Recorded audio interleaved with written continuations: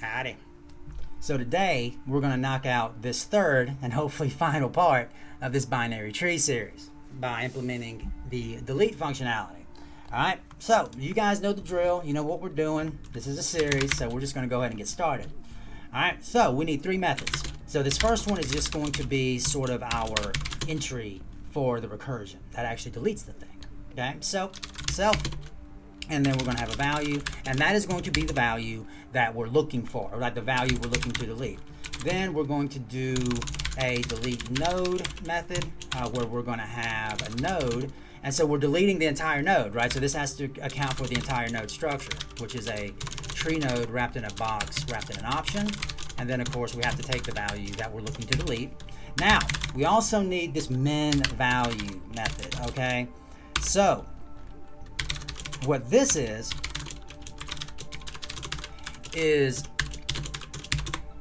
used to help us find the in-order successor.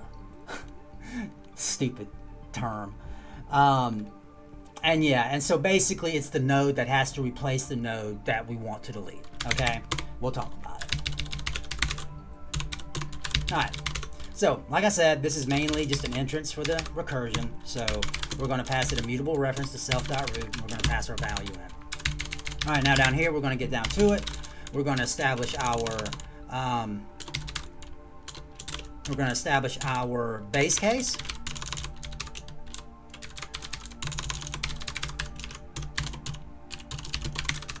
Alright, so if that comes back none, that means yeah, it's just not there. Alright, whatever, it's a base case. You get that one. Alright, so if the value is less than current.value, the value we're looking for is less than the current node's value. If it's greater, if value is greater than the current node's value, then we're going to have else. Alright, so what happens if our current value is if our value is less than the current node's value? We go down the left. Alright, so as usual, we go down the left. Alright. And then, what do we do if it's greater? Well, we go down the right. As usual. Okay, so what is this doing? Alright, so let's go ahead and talk about it. So this is finding the node we want to delete. Right, so here we are finding the node we want to delete. Okay, then here we have found the node we want to delete. Okay, I'm still not used to this keyboard. Alright, so when we find the node that we want to delete, the first thing that we got to do is check if it has any kids. Because we don't want to delete the node and its kids, we want to just delete that node, okay? So what we have to do is we got to check if it has any kids. So that's what we're going to do now, right? So if current.left is none, if current.right is none, else. Okay, so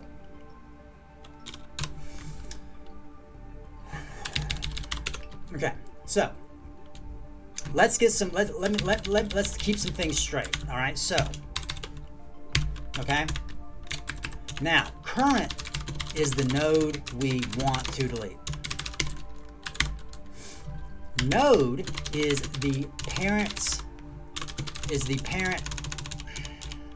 reference to the node we want to delete. Okay, so keep that in mind, because here what we're going to do is this, okay?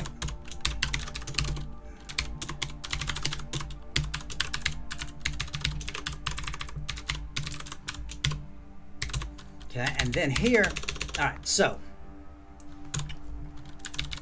what we're doing here, this first part is we're checking to see if the node has an individual child or none, or it has no children. It's a leaf node, right? So is none is just checking if there's anything there, okay? What take does, and I'm going to talk about these methods more in the notes, okay? What take does is it takes a value out of an option and sets that option to none and consumes it. Okay, we'll talk about it more in the video. We'll talk about it more in the notes. Okay, because I want to get through the code. And so let's stop for a second. Let me give you a visual example of what's going on here. Okay, so imagine that you've got a grandparent, a parent, and children, potential children. Okay, so what this is doing, so imagine that we have this reference between the parent, the grandparent, and the parent, right? So what this is essentially doing is imagine that reference being a hook, right? So that reference is a hook in that parent. So what this is going to do is going to take that hook out of the grandparent's going to take that hook out of the parent and throw it to the left and see if there's anything over there. If there's nothing over there, it's going to toss it back to the right. And if there's nothing over there, the grandparent just retracts the hook, and the child node's deleted. You may be asking yourself, what do you mean, man? It's like we didn't tell it to delete that child node. But the thing is, in Rust, if a reference does not exist, Rust takes care of it for us, right? That's what memory safety is. It's one of the reasons that Rust is awesome. We don't have to explicitly delete it. If the reference isn't there, Rust deletes it for us automatically, deletes it, right? So that's good, right? So that's the situation where we have no kids, right? So then, if we have one kid, what's going to happen is the grandchild is going to take that hook out of the parent, throw it into the left child. It's going to be like, cool, there's something over there. I'm going to have my hook there. I'm going to look over here and see if there's anything on the right, though. They check if there's anything on the right, and there's like, well, there's nothing over there. I'm going to keep my hook in this left one, right? And then I'm just going to pull that left one back to me, right? So what ends up happening, that reference no longer exists with the parent, so that parent is dropped, and that grandchild becomes the new in-order node, right? So basically, that grandparent's grandchild becomes its new child. And the same thing happens to the right. Now, so basically, what we're handling here is we are handling if there are none or one child. Okay? So that's what we're handling here. Now, down here, handling if there are two children to deal with. Okay, now, if there's two children to deal with, then we have to find this in-order successor. Okay, so what is this? All right, so I'm going to get this method knocked out, then I'll tell you. All right, so we're going to match on node.left.hasMute.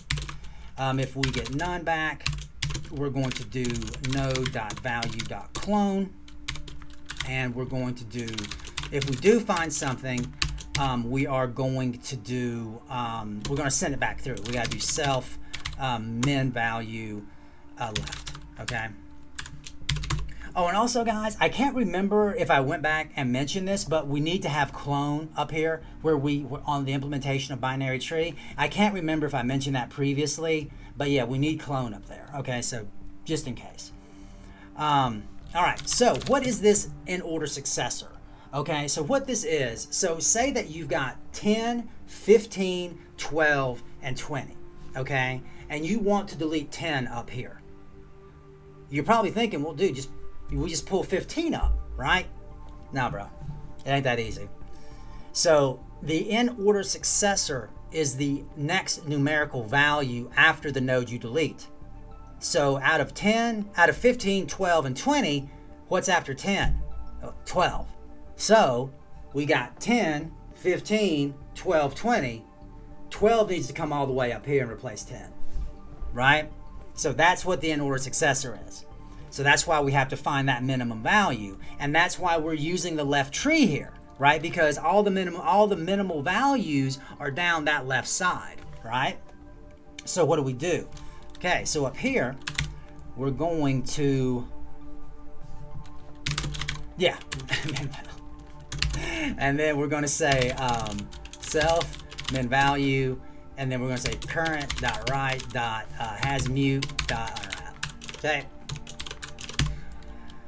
All this is doing, guys, so what mutable does is it makes the value in the option mutable. And unwrap, just think of unwrap as eliminating a layer of wrap, right? So you see up here, we've got option box tree node.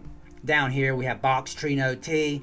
what this is doing, it's stripping off the option because we don't need it. We just need that mutable box tree node in there, right? That's all that's doing.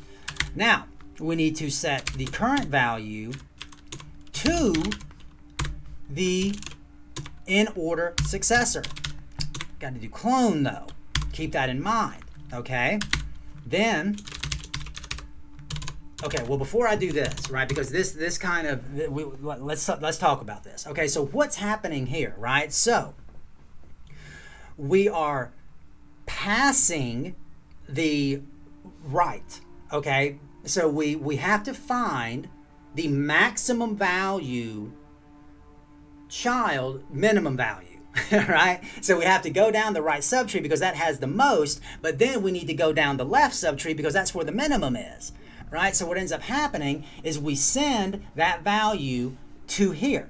Okay? Now, if the left of that node,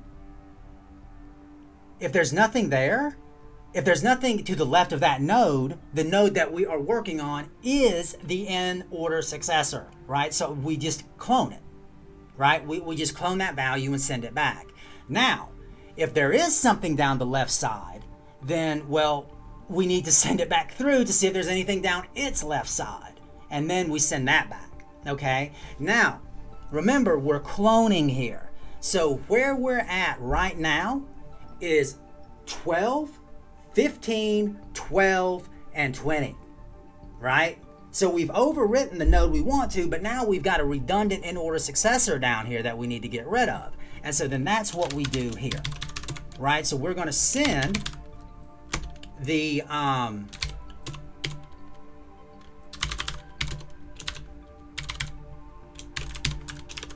right, so we are going to send that redundant in order successor back through the delete to remove it, right? So then we're left with 12, 15, and 20. All right,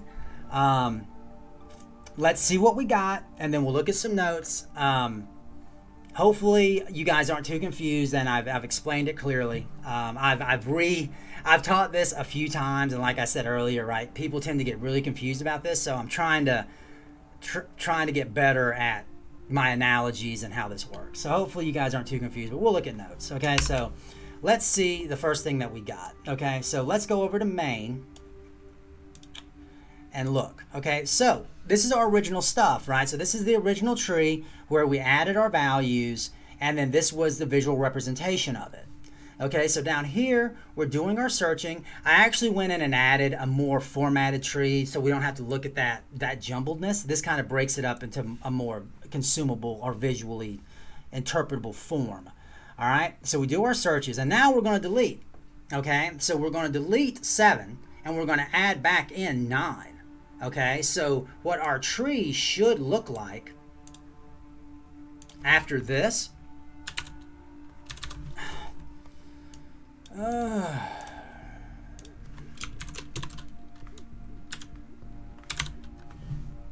All right, what our tree should look like after this is this, right? So, let's see what we got. All right, so let's start at the top, okay? So, here's our original binary tree, right? So we got 10 with a left child of 5, 5 has a left child of 3, that's where it ends. And then we've got 5 with a right of 7, there's nothing over there. And then we've got 15 to the right of 10, there's nothing over there, right? There's no children, okay? So we get back our search, we have 15, we have 7, and we have 9. Now, we run our delete and our add, okay? So, what do we do? So, we got 15, we have 7, we got 9. Now, we do our thing. We have 10 being the root still. Okay, that's fine. And it has a left child, which is 5, and 5 has a left child of 3. And look at that, a right child of 9. It's replaced 7. Okay, then over here to the right of 10, we got 15. That's still good. And cool, in our binary tree, we see we have 15, we no longer have 7, and we have 9. All right, so we are successful. It worked. All right, now, let's look at these notes. Long notes. Lots of notes. Okay. The delete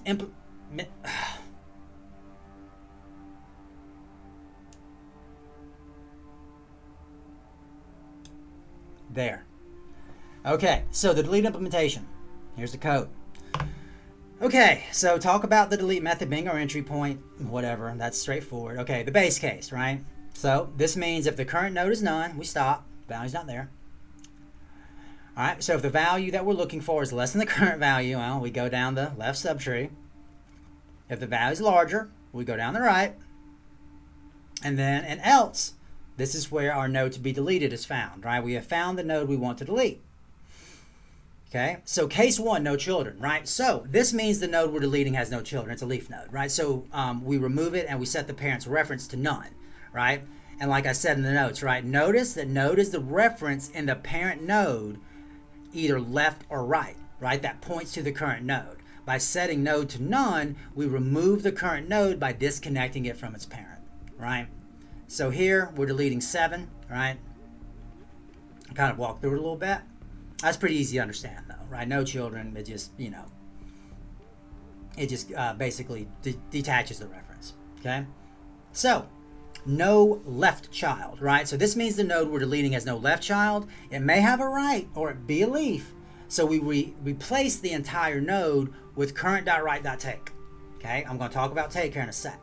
Now, case 3, no right child, right? So this means the node we're deleting has no right child, but there could be a left child. So we replace the entire node with current.left.take. Actually, no, because we're checking it. So right there is no left child. So we replace the entire node with current.